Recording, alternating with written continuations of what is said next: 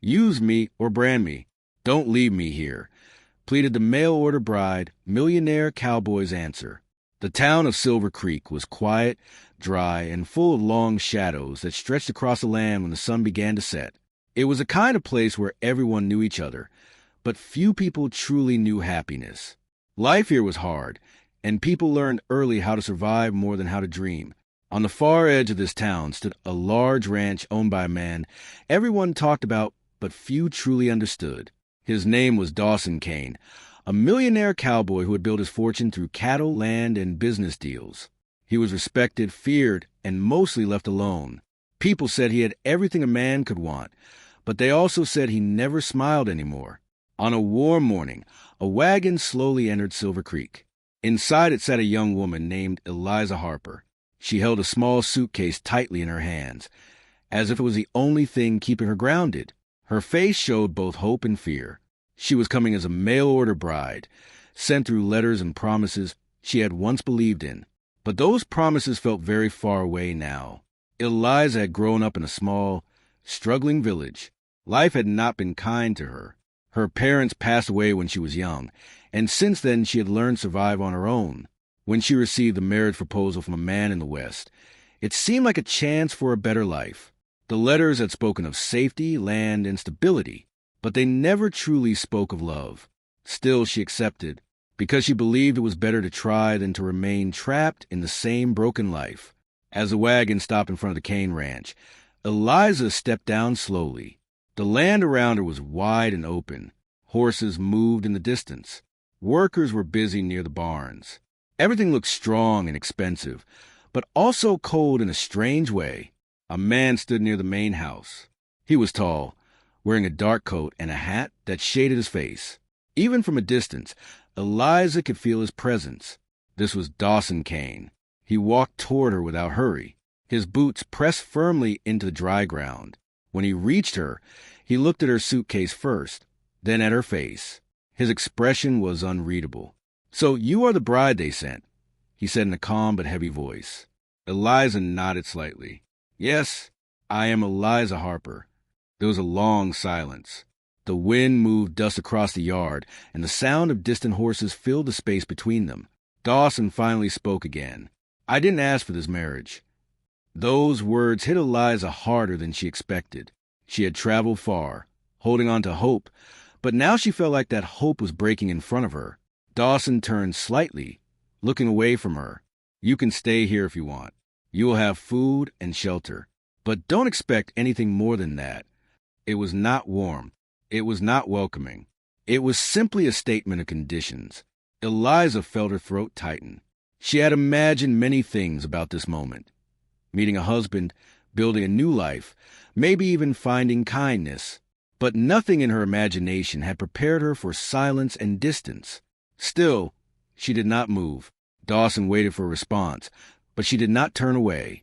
Instead, she looked at the ranch, then back at him. "I have nowhere else to go," she said softly. Her voice was steady, but inside she felt like she was standing on fragile ground. Dawson studied her for a moment longer, then gave a small nod. "Then stay." With that, he turned and walked toward the house, leaving her standing alone in the open yard. Eliza watched him go. She felt like she had just stepped into a life she did not understand. The ranch was large, but it did not feel welcoming. The people around her glanced at her, but did not speak. It was as if she was there, but not fully accepted. One of the workers, an older man, came forward and took her suitcase. "Come on," he said kindly. "I'll show you where you'll stay." Eliza followed him quietly. As she walked, she looked back once at Dawson. He was already speaking with another worker, completely focused on something else, as if she no longer existed in his world. That evening, Eliza was given a small room near the edge of the main house. It was simple, a bed, a chair, and a small window facing the ranch. She sat on the bed and looked around slowly. The room was clean, but it felt empty. She placed her suitcase down and sat beside it. For the first time since leaving her home, she felt the weight of her decision fully settle on her shoulders. The journey had been long. The promise had been uncertain. And now the reality was colder than she imagined. Outside her window, she could see lights from the ranch house. Dawson's house, her supposed new home. But she did not feel like she belonged. Hours passed. The ranch became quieter as night approached. Workers finished their tasks and returned to their quarters. The wind grew softer, moving through the grass like a whisper. Eliza stood up and walked to the window again. She saw Dawson outside near the stable. He was alone. He stood still, looking into the distance, as if lost in his own thoughts. There was something about him, something heavy. He was not just a cold man. He was a man carrying something invisible. Eliza watched him for a long time, but he never looked toward her window. Eventually, she stepped back and sat down again. That night, sleep did not come easily. Her mind kept repeating his words. I didn't ask for this marriage. She understood those words, but they still hurt, because she had not come here as a burden in her heart. She had come with hope. Small, fragile hope, but hope nonetheless. Before closing her eyes, she whispered to herself quietly, as if making a promise in the dark room. I will not break easily. Outside, Silver Creek slept under a quiet sky, and inside the large cane ranch, two strangers lived on the same roof, one carrying silence and the other carrying uncertainty. Neither of them knew it yet, but this was only the beginning of a story that would change both their lives in ways they could never imagine.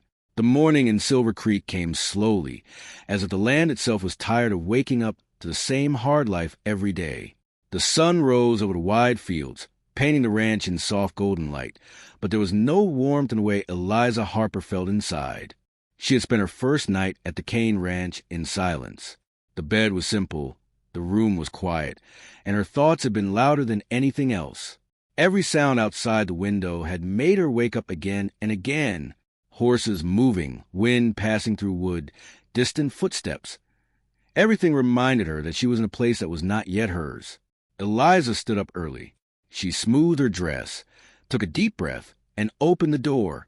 The ranch was already awake. Workers were moving around the barns. Horses were being fed. The smell of dust, wood, and hay filled the air. It was a place built on hard work and long days. But Eliza felt like an outsider walking through it. As she walked toward the main house, she saw Dawson Kane near the stable. He was talking to one of the workers, his voice low and steady. He wore the same serious expression as before, like nothing in the world could disturb him. For a moment, Eliza stopped walking. She did not know if she should greet him or stay silent. Yesterday, his words had been clear. He had not asked for this marriage. He had not welcomed her. So she stayed quiet and continued walking past him. Dawson noticed her, but did not stop her. He only watched for a second before turning back to his work. That small moment told Eliza everything she needed to know. She was there, but she was not part of his world. Inside the house, she was shown a small area where she could help with daily tasks. An older woman named Martha explained what needed to be done, cleaning, preparing food, and helping around the house. Martha was kind, but careful with her words. The ranch runs on routine, she said. Everyone has their place here. Eliza nodded. I understand. But deep inside, she was still trying to find her place. The hours passed slowly. Eliza worked quietly, learning each task step by step. She chopped vegetables, cleaned tables, and organized small things in the kitchen. She did everything carefully, as if trying not to make any mistakes that would make her feel more unwanted. But even while working, she could feel something heavy in the air. It was Dawson. He did not speak much. He came in only briefly, spoke to the workers, checked something in the office, and left again. But every time he entered a room, the energy changed. People became more careful, more silent. He was respected, but also distant. By afternoon, Eliza stepped outside to bring water from the well. The sun was stronger now, and the heat pressed down on the land. As she carried the water bucket, she saw a group of horses near the fence. One of them was restless, moving nervously, pulling at its rope. A worker tried to calm it, but the horse became more anxious. Eliza stopped and watched. She had grown up around animals in her village. Something about the horse's behavior felt familiar. Without thinking too much, she slowly walked closer. Easy, she said softly. The worker looked at her. Be careful, he warned. But Eliza did not stop. She kept her movements slow, her voice calm. She reached out her hand carefully, letting the horse see her first. The animal hesitated, breathing heavily, but slowly began to calm down. After a few moments, the horse stopped pulling. The worker looked surprised. "You have a good touch with animals," he said. Eliza gave a small nod. They understand when someone is not afraid of them. From a distance, Dawson Kane had seen everything. He had just returned from checking the fields when he noticed the situation near the fence. He stopped walking and watched quietly. He did not say anything, but his eyes followed her every movement. When the horse finally calmed down, he turned away, but something in his expression had changed slightly. That evening, the ranch was quieter than usual. The workers finished early. The sky turned orange and then slowly darkened. Eliza sat near the kitchen window, folding cloths. Her hands were tired, but her mind was not. She kept thinking about the day, about the silence, about Dawson. She did not understand him. He was not cruel in actions, but he was not kind either. He was something in between, like a locked door that refused to open. Later that night, as Eliza stepped outside for fresh air, she saw him again. Dawson was near the barn, standing alone. The wind moved gently through the open space. The horses were quiet now, resting. But Dawson was not resting. He stood still, holding something in his hand. It looked like an old piece of paper or a letter. For a moment, he read it, then quickly put away when he noticed movement. Eliza stopped at a distance. She did not want to disturb him, but she also could not ignore what she had seen. There was something in that moment, something private, something painful. Dawson turned slightly, noticing her presence. "You should be inside," he said simply. His voice was calm but firm. Eliza hesitated. "I just needed some air." A short silence followed. Dawson looked at her for a moment. Then his gaze moved away again, toward the dark fields. "You will get used to it here," he said finally, "or you will leave." Eliza felt a small sting in his words, but she did not show it. "I don't leave easily," she replied. Dawson did not answer. Instead, he walked past her and returned to the barn. Eliza stood there for a while, watching him disappear into shadows. The wind moved gently around her, but inside her chest there was a strange feeling growing. It was not comfort. It was not fear. It was curiosity. She began to realize something slowly. Dawson Kane was not just a cold man. He was a man carrying something heavy, something he never shared with anyone, and she had stepped into his life without knowing what kind of silence she had entered. That night, as Eliza returned to her small room, she looked out the window again. The ranch was quiet. The stars above Silver Creek were bright, but distant. She sat on the edge of the bed, holding her hands together. "I will understand this place," she whispered softly. Outside, Dawson stood once more near the barn, alone under the night sky. And between them, the silence of the ranch continued. Slowly, quietly, building a story neither of them could yet see clearly. The ranch of Silver Creek had settled into its usual rhythm again. Days passed with steady work, long silences, and the same distance between people who lived under the same roof but felt like strangers. Eliza Harper had begun to understand the routine of the place. She woke up early, helped in the kitchen, cleaned, and assisted wherever she was needed. The workers had slowly started to accept her presence. She was polite, careful, and never complained. But one thing remained unchanged.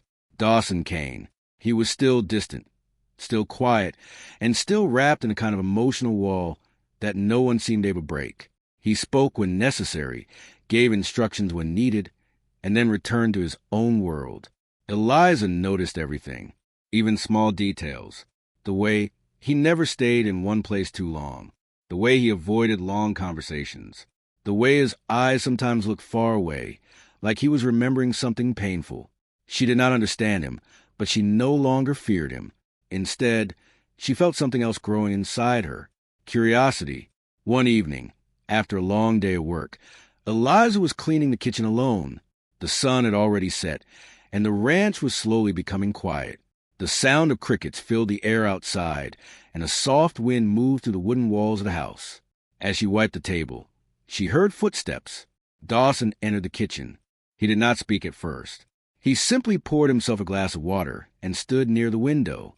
His hat was still on, and his face looked tired in a different way than usual.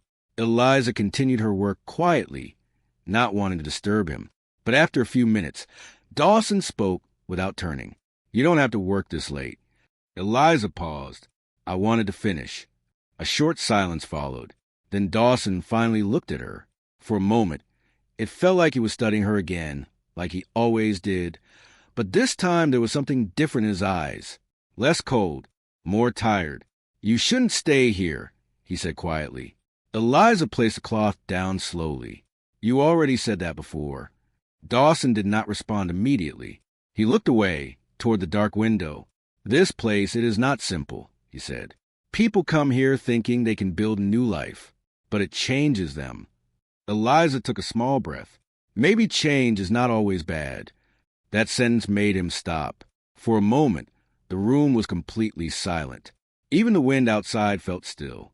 Dawson turned slightly toward her. "You don't know what you're saying." Eliza met his eyes. "Then tell me." The words came out softly, but they carried courage. Dawson did not answer right away. His hand tightened slightly around the glass he was holding. It was as if something inside him was resisting. Then, slowly, he spoke. "I built this ranch from nothing," he said. "I worked, I fought, I made choices that were not always easy. I trusted people I shouldn't have."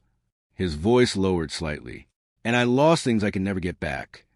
Eliza listened carefully. She did not interrupt. She could feel that every word he spoke was heavy.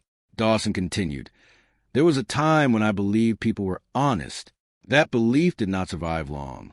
He finally looked at her again. "So I stopped expecting anything from anyone." The truth in his voice was clear, but it was not anger. It was something deeper, something like pain that had stayed too long. Eliza felt something shift inside her. She had suspected there was a story behind his silence. Now she was hearing the edges of it, but she did not push him further. Instead, she spoke gently. "Not everyone is the same." Dawson gave a small, almost invisible shake of his head. "That is what I used to believe." A quiet pause followed. Eliza looked at him for a moment, then said, "And now?" Dawson did not answer immediately. His eyes moved toward the window again. Outside, the ranch was dark and still. "I stopped believing a long time ago," he finally said. After that, he placed the glass down and walked out of the kitchen. Eliza stood there alone again. But this time, things felt different, because now she knew Dawson Kane was not just cold. He was someone who had been hurt deeply enough to shut the world out, and that made her more determined, not less. The next morning, something unusual happened at the ranch. A storm had passed through during the night. The ground was wet, and parts of fence near the horse field had been damaged. Several horses were restless, and workers were busy trying to fix the broken sections. Eliza stepped outside to help, even though the air was still cold from the rain. As she walked near the fence, she saw Dawson already there, speaking with the workers. He was giving instructions quickly, checking the damage, and making decisions without hesitation. But then something unexpected happened. One of the horses, frightened by the noise and movement, suddenly broke loose. It ran toward the open field, panicked and uncontrollable. "Stop it," one of the workers shouted. But the horse was too fast. People moved aside quickly as it rushed through the wet ground. Eliza was in the kitchen when she heard Ray's voices outside. She stepped out and saw two workers arguing near the barn. The situation was getting worse, and others were beginning to gather. Without hesitation, she walked closer. "Stop," she said calmly. The workers turned to her, surprised. "This won't fix anything," she added. "You are all tired. That's why you are arguing." One of the men shook his head. "We are short on supplies. Everything is delayed." Eliza nodded. "Then we adjust, not fight." There was silence for a moment. Then Dawson's voice came from behind her. "She's right." Everyone turned. Dawson walked forward, his expression firm but controlled. "We adjust," he repeated. "We don't waste time on blame." The workers slowly calmed down. The tension faded. After a while, they returned to work. Eliza stepped slightly aside as Dawson came closer. "You handled that well," he said. Eliza looked at him. It was just common sense. Dawson gave a faint expression that was almost a smile, but not fully. Common sense is not common here, he said. That small moment stayed with him longer than expected. That night, something unusual happened. Eliza was outside near the porch, looking at the stars. The sky was clear and the air was cool. She liked nights like this, quiet and open. Footsteps approached behind her. She already knew who it was without turning. Dawson stood beside her, looking up at the sky as well. For a long time, neither of them spoke. Then Dawson said quietly, "This ranch was never meant to feel like home." Eliza looked at him. Maybe that's because no one tried to make it one. He stayed silent. The wind moved gently through the open space. After a moment, Eliza added softly, "A home doesn't become one by itself." Dawson turned slightly toward her. "What does it become one by?" he asked. Eliza looked at the ranch, the land, the quiet buildings. "People," she said simply, "and time." That answer stayed between them. For the first time, Dawson did not look away immediately. Instead, he stayed. Weeks later, the ranch of Silver Creek no longer felt the same. It was still large, still quiet, still strong under the wide sky. But something had changed inside it. Eliza was no longer just the mail-order bride. She was part of the place. Not fully understood yet, but accepted in a quiet way. And Dawson Kane, he was still a man of few words. But now, sometimes he stayed a little longer when Eliza was around.